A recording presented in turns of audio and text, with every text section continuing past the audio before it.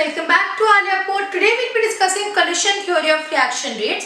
इसके साथ we will also be discussing the effect of temperature on the rate of reaction, right? दोनों काफी related topics हैं, तो हम एक ही तरह को treat करने वाले हैं. Okay. So सबसे पहले तो collision theory of reaction rates. ये theory दी थी Max Strauss और William Lewis ने कि ये एक reaction के मैकेनिस्टिक उस पर फोकस करती है एस्पेक्ट पे कि जब रिएक्शन हो रही है तो एक्चुअली हो क्या रहा है. Because what we know is कि जब दो रिएक्टेंट्स रिएक्ट करके प्रोडक्ट बनाते हैं तो एक रीअरेंजमेंट ऑफ एटम्स हो रहा है. ट्रॉट्स और लुइस ने इस चीज़ को इलैबोरेट करके थोड़ा सा और क्लियरली समझाया, हमें थोड़ी सी डीपर इंसाइट दी और what is actually happening, right. तो उन्होंने ये जो इनकी theory kinetic theory of gases पे बेस है, जो अगर आपको याद हो बताती है कि गैसेस ऐसी होती हैं, वो अलग एक ट्यूटोरियल है, you can refer to that, right. So इन्होंने क्या कहा था, सबसे पहले तो ऑब्वियसली कोलिजन्स हो रही हैं और कोलिजन्स और उन कोलिजन्स की वजह से ही रिएक्टेंट से प्रोडक्ट बन रहा है. ये कोलिजन्स जितनी ज़्यादा होंगी उतना ज़्यादा रेट ऑफ रिएक्शन होगा. सो उन्होंने एक फैक्टर इंट्रोड्यूस किया था, collision frequency Z, which is your collision frequency. और actually Z होता क्या है? Z is the number of collisions per second per unit volume. So the number of collisions per second per unit volume is your collision frequency Z, right? अच्छा, second thing is देखिए, ऐसा हर दो reactant molecules की collision से product नहीं बनता, right. ऐसा नहीं हो कि अच्छा ये गए कोलाइड करके प्रोडक्ट बन गया. एक मिनिमम अमाउंट ऑफ एनर्जी होनी चाहिए उन दोनों में, जिसे हम कहते हैं थ्रेशोल्ड एनर्जी. अगर उनकी कोलिजन में एक मिनिमम थ्रेशोल्ड एनर्जी नहीं जाएगी तो फिर प्रोडक्ट नहीं बनेगा, राइट. तो बेसिकली जब रिएक्टेंट से प्रोडक्ट बनाने हैं तो उसके लिए they have to cross some barriers. दो बैरियर्स हैं, पहला है एनर्जी बैरियर और दूसरा है ओरिएंटेशन बैरियर. दोनों चीज़ ज़रूरी है कि सफिशिएंट एनर्जी से, और ऐसा नहीं है कि बस आ गए कैसे भी और कोलाइड करके और उन्हें तरीके से कोलाइड करना है. We will get to it later in the tutorial, right. तो एनर्जी बैरियर मतलब देखिए एक मिनिमम अमाउंट ऑफ एनर्जी होनी चाहिए उन दोनों की कोलिजन में, जिसे कहते हैं थ्रेशोल्ड एनर्जी, राइट. तो threshold energy is the minimum amount of energy required in the collision for the collision to be successful, ठीक है. तो जिस पार्टिकल के पास थ्रेशोल्ड एनर्जी ET या ET से ज़्यादा एनर्जी है उससे प्रोडक्ट बन जाएंगे, जिसमें ET से कम एनर्जी है उसमें प्रोडक्ट नहीं बनेंगे. सिंपल एज दैट, ठीक है. जिन मॉलिक्यूल्स की एनर्जी ज़्यादा होती है थ्रेशोल्ड से उन्हें कहा जाता है एक्टिव मॉलिक्यूल्स, जिनकी एनर्जी कम होती है थ्रेशोल्ड से उन्हें कहा जाता है passive molecules. Once again active molecules हैं जिनसे प्रोडक्ट बनता है, पैसिव नहीं, अनलेस उन्हें एक्सटर्नली एनर्जी प्रोवाइड की जाए. किसी भी गिवन टेम्परेचर पे कैसी फेज आती है जब एक्टिव और पैसिव मॉलिक्यूल्स में एक इक्विलिब्रियम बन जाता है, राइट. जब एक्टिव और पैसिव में वो बन जाता है, सॉरी पैसिव से एक्टिव बनेगा. चलो ऐसे सीधा देखते हैं. पैसिव है और उससे एक्टिव बन रहा है, मतलब पहले उसके पास सफिशिएंट एनर्जी नहीं थी लेकिन अब उसके पास सफिशिएंट एनर्जी आ गई है. कैसे आई है? हमने बाहर से सप्लाई की होगी, क्योंकि एनर्जी अब्सॉर्ब हो रही है. एक एंडोथर्मिक रिएक्शन है with delta H greater than 0, right. तो हर टेम्परेचर पे कैसी फेज आती है जब पैसिव और एक्टिव मॉलिक्यूल्स में एक डायनामिक इक्विलिब्रियम रीच होती है कि साथ साथ पैसिव एक्टिव बन रहा है, साथ साथ एक्टिव पैसिव बन रहा है. और ऐसे प्रोसेस में जो मेरी डेल्टा H है वो ग्रेटर देन 0 होती है, मतलब एंडोथर्मिक है, मैं बाहर से एनर्जी दे रही हूँ क्योंकि ऑब्वियसली इसको ज़्यादा एनर्जी चाहिए. ओके, तो ये थ्रेशोल्ड एनर्जी मतलब जो एनर्जी होनी चाहिए कोलिजन में. मान लो मेरे पास जो पैसिव मॉलिक्यूल्स अगर उनकी एवरेज एनर्जी निकाल लूँ, मान लो वो आ रही है कुछ E एवरेज. E एवरेज क्या है? जितने भी पैसिव मॉलिक्यूल्स हैं जिनकी थ्रेशोल्ड एनर्जी से कम एनर्जी है उनकी एवरेज एनर्जी अगर मैं देखूँ कितनी है, दैट इज E एवरेज. तो मुझे एनर्जी देनी कितनी पड़ेगी? E threshold minus E average की, मतलब एवरेज मुझे कितनी एनर्जी देनी पड़ेगी कि पैसिव मॉलिक्यूल एक्टिव बनके कोलाइड कर प्रोडक्ट बना दे. ये जो क्वांटिटी है इसे लिखा जाता है EA एक्टिवेशन एनर्जी. ये चीज़ आपने बार बार सुनी होगी. अच्छा, एक काफ़ी कॉमन मिसकंसेप्शन होता है कि एक्टिवेशन एनर्जी क्या होती है, जो एनर्जी जो थ्रेशोल्ड प्रोवाइड कर होता है। एक्टिवेशन एनर्जी वो नहीं होती, वो थ्रेशोल्ड एनर्जी है। एक्टिवेशन एनर्जी होती है कि थ्रेशोल्ड एनर्जी तक पहुंचाने के लिए मुझे ऑन एन एवरेज कितनी एनर्जी प्रोवाइड करनी पड़ेगी। मेक श्योर ये मिसकंसेप्शन आपको ना हो, ठीक है। So activation energy is average amount of energy that must be supplied to passive particles, to passive molecules to give them the threshold energy and make it so the reactant form products, ठीक है। तो अच्छा, मान लो मैंने ये graph बनाया, right, ये मेरे रिएक्टेंट्स हैं, मैंने रिएक्शन की और ये मेरे पास प्रोडक्ट बन गया, ठीक है। ये रिएक्टेंट की एनर्जी और प्रोडक्ट की एनर्जी में जो आपको फर्क दिख रहा है, ये तो आप देख सकते हैं delta H heat enthalpy of reaction है।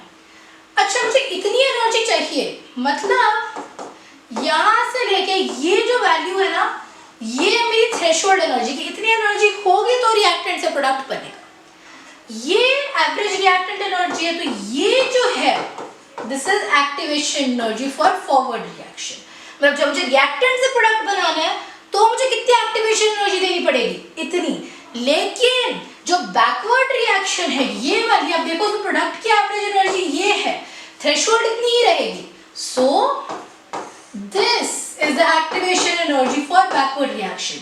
जब रिएक्टेंट से प्रोडक्ट बनाना है तो इतनी एनर्जी चाहिए एक्टिवेशन, और जब प्रोडक्ट से वापस रिएक्टेंट बनाना है तो इतनी एक्टिवेशन एनर्जी चाहिए। ये जो इतना सा गैप है, ये है मेरी heat enthalpy, which you can see energy of products minus energy of reactants. अच्छा, एक और चीज ग्राफ से आइडेंटिफाई करनी जो पता होनी चाहिए, अगर रिएक्टेंट प्रोडक्ट से ऊपर आ रहे हैं ग्राफ में और रिएक्टेंट प्रोडक्ट से नीचे आ रहे हैं ग्राफ में, सॉरी ऐसे और ऐसे, यहाँ आप देख सकते हैं रिएक्टेंट के प्रोडक्ट से, अच्छा रिएक्टेंट के प्रोडक्ट से ज्यादा एनर्जी है। मतलब जब रिएक्टेंट से प्रोडक्ट बना होगा तो साथ कुछ एनर्जी रिलीज हुई होगी। मतलब ये यहाँ पे मेरा डेल्टा H जो है लेस देन 0 है और ये एक एक्सोथर्मिक रिएक्शन है। सिमिलरली अगर रिएक्टेंट प्रोडक्ट से नीचे है तो प्रोडक्ट की एनर्जी तक पहुंचने के लिए इतनी एनर्जी सप्लाई की होगी, तभी तो बराबर है law of conservation of energy states कि एनर्जी से हवा से बन के नहीं आएगी, सप्लाई करनी पड़ेगी, वो रिलीज हो जाएगी। इतना जो फर्क ओवरकम करना, मतलब मैंने सप्लाई की होगी अपने एंड से, तो क्योंकि एनर्जी सप्लाई किया है, delta H is greater than 0 और ये एक एंडोथर्मिक रिएक्शन है। सो जिस रिएक्शन में रिएक्टेंट प्रोडक्ट से ज्यादा एनर्जी वाला होता है वो एक्सोथर्मिक, जिसमें रिएक्टेंट प्रोडक्ट से कम एनर्जी वाला वो एंडोथर्मिक। ये जो ऊपर हमने ग्राफ समझा, यू कैन डिड्यूस कि ये ग्राफ एक एक्सोथर्मिक रिएक्शन का है। अगर एंडोथर्मिक रिएक्शन के ग्राफ में भी आपको यही चीजें समझनी है, so you know what actually से एज अ केस रख लेते हैं कि बाद में कंफ्यूजन ना हो। सो ये रिएक्टेंट प्रोडक्ट, ये थ्रेशोल्ड एनर्जी यही है जो ग्राफ की पीक है, this is your threshold energy, ठीक है। डेल्टा H कितना है, ये जो डिफरेंस है मेरी एक्टिवेशन एनर्जी, देखिए रिएक्टेंट की एवरेज एनर्जी इतनी है और टोटल इतनी है, मतलब ये जो है this must be the activation energy for forward reaction जिसमें रिएक्टेंट से प्रोडक्ट बनाने हैं। अब प्रोडक्ट की एवरेज एनर्जी तो ये है, तो ये जो है this must be the average energy for backward reaction, कि प्रोडक्ट से रिएक्टेंट बनाने के लिए कितनी एक्टिवेशन एनर्जी चाहिए। ग्राफ्स पढ़ने आने चाहिए, काफी इंपॉर्टेंट चीज होती है, राइट। तो एनर्जी बैरियर मतलब थ्रेशोल्ड एनर्जी होनी चाहिए, मतलब एक्टिवेशन एनर्जी अगर हम सप्लाई करेंगे तो पैसिव मॉलिक्यूल्स एक्टिव बन जाएंगे सॉरी, तो पैसिव मॉलिक्यूल्स एक्टिव बन जाएंगे और रिएक्टेंट से प्रोडक्ट बन जाएगा, ठीक है। सो एनर्जी बैरियर क्लियर करना तो हमने देख लिया कैसे होता है। Second thing is orientation barrier. तो वंस अगेन ऐसा नहीं कि कहीं से भी रैंडमली उठ के आ जाए तो प्रोडक्ट बन जाएगा, एक अलाइनमेंट होनी चाहिए। जैसे मान लो A2 plus B2 makes 2AB, एक सिंपल रिएक्शन मान लो, ये AA है और ये BB है। अगर ये ऐसे आके अलाइन होंगे तभी तो क्या होगा, ये बॉन्ड फॉर्म होंगे, ये बॉन्ड्स ब्रेक होंगे और अल्टीमेटली मेरे पास बनेगा AB, राइट। इतना क्लियर है कि कैसे हुआ। लेकिन अगर यही चीज ऐसे मेरे पास आती AB तो कहाँ कैसे बॉन्ड्स बनते हैं, यहाँ पे बनते भी तो इतने वीक बनते कि बनते ही टूट जाते, तो यहाँ पे बनेगा ही नहीं, तो यहाँ पे रिएक्शन है ही नहीं क्योंकि यहाँ पे सही ओरिएंटेशन पे नहीं आ रहे हैं। So orientation is very important. Normally oblique collision जो होती है, जो कहीं से भी रैंडमली आते हैं, वो नहीं चलते। मेजॉरिटी ऑफ द टाइम सिर्फ हेड ऑन कोलिजन है जो सही चलती है। अब देखो ये इससे कोलाइड करता, ये इससे कोलाइड करता, ये एक हेड ऑन कोलिजन है। ये जो हो रहा है ये रैंडमली कहाँ से आ रहा है और कहाँ कोलाइड कर रहा है, ये एक ऑब्लिक कोलिजन है। यूजुअली हेड ऑन कोलिजन चलती है और ऑब्लिक कोलिजन नहीं चलती है।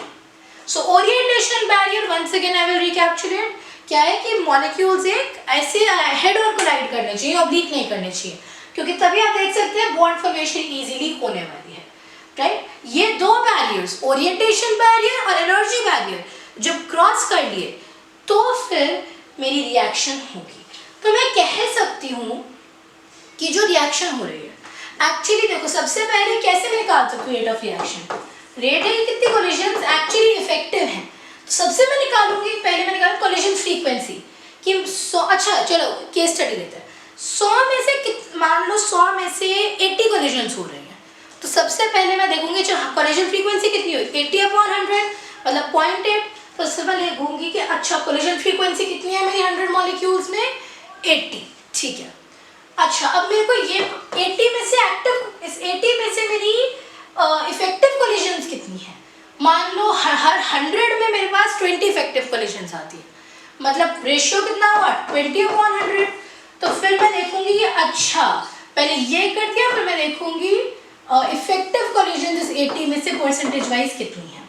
इफेक्टिव कोलिजन कितनी है, मान लो 100 में से जो 20 है, मतलब 100 में से 40 में थ्रेशोल्ड एनर्जी है मान लो, लेकिन उन 40 में से सिर्फ 20 में, 100 में से 40 में थ्रेशोल्ड एनर्जी है, लेकिन 40 में से सिर्फ 20 ऐसे हैं जो ओरिएंटेशन बैरियर क्रॉस कर रहे हैं, जो हेड ऑन कोलाइड कर रहे हैं, ठीक है। तो मैंने 100 से शुरू किया, फिर 40 कोलिजन्स हैं जो थ्रेशोल्ड एनर्जी पार कर रही है। अब अगर 40 में 20 कोलिजन्स ऐसी हैं, मतलब 100 मतलब 50% है, तो इंटू 50/100, राइट।